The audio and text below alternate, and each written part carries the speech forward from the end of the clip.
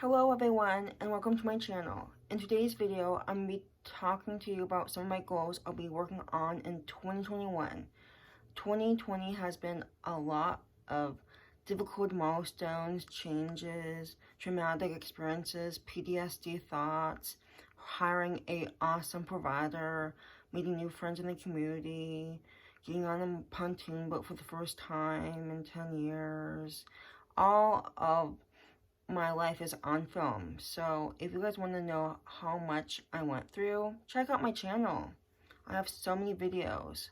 I posted almost 150 videos in a row. I'm still on track of making a video every day. I got a new dog client, and being with family. Just all my videos are fun and very nice to watch back on.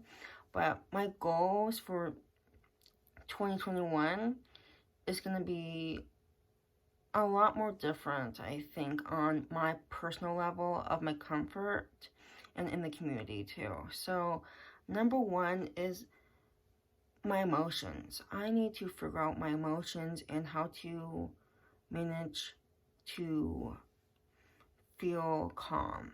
I am bad at that. It is hard to really express how I feel. Even when I verbalize, I feel frustrated, and I need to internalize my feelings, process it in the right way, and get it out to the providers I work with, or even my parents too. Number two is meeting people in the community. I have been meeting people in the community, but again, I'm at a standstill and I'm taking a break because I know my emotions will like burn if I meet people anymore, if I'm already stressed out. Number three is just finding solutions to cope with. Like, I want to find just good coping skills and strategies and make it a habit in my life. Because if I have it every day, then my body will just be in a routine of being calm and patient. Number four is just communication. I just want easy communication with people, and the more I practice, the more I will get better. Number five is just relax when you're in stressful situations. You never know when anything will happen. As I said, I made a video, and my video was life is unpredictable. We don't know the answers 2 weeks from now. I don't know my schedule 5 days from now. Anything could change. So really living in the moment and being present. Don't want to think in the past about your PTSD thoughts or your anxiety about the situation. You don't want to think about the future. Don't want to think about what's going to happen. What if they don't follow through? What if I want to do something and something happened? You just got to stay in the moment. Seems easy, but it's hard. And I just want to work a lot on my therapy appointments and getting better at, like, feeling confident that I'm getting better and growing as a person. Right now, I feel like I'm not growing.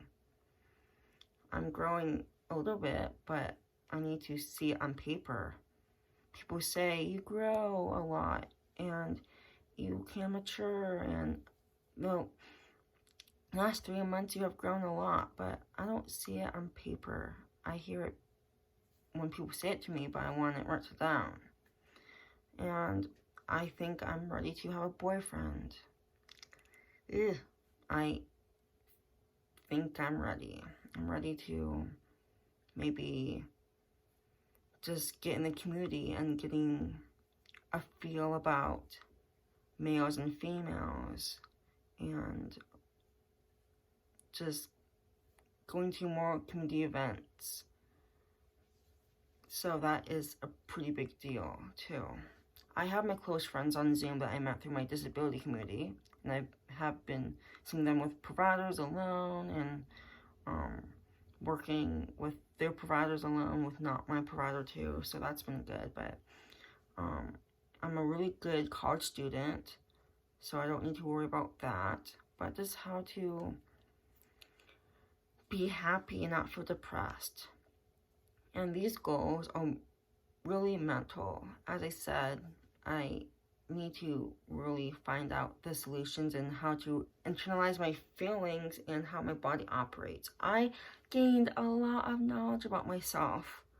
Oh my gosh, I grew a lot as a person in 2020 with all the obstacles and hoops I passed by. But all the situations I overcame in 2020, I made it. I'm a survivor. And I am physically healthy. I feel good. I am active. I am not worried about my physical health. And I am just very grateful to have a great family, to live at home, and just to grow at my own pace. Because at the end of the day, I need to change at my rate. And I know it is very important to realize that every day is a gift. And even though I am living with autism for the rest of my life, I need to fight my battles with it and overcome all the extra obstacles people don't face with autism or sensory processing disorder or OCD or anxiety. And this year was the first year I threw up of my anxiety levels. And I was 24 years old. How crazy. I never threw up because of anxiety. And now this year I have. I threw up 3 times because of my anxiety. And I remember the experiences. The first time, I was at the state capitol with my provider, Jenny, and it was a long day. I brought snacks, I ate, and my bra was tight, so I felt suffocated.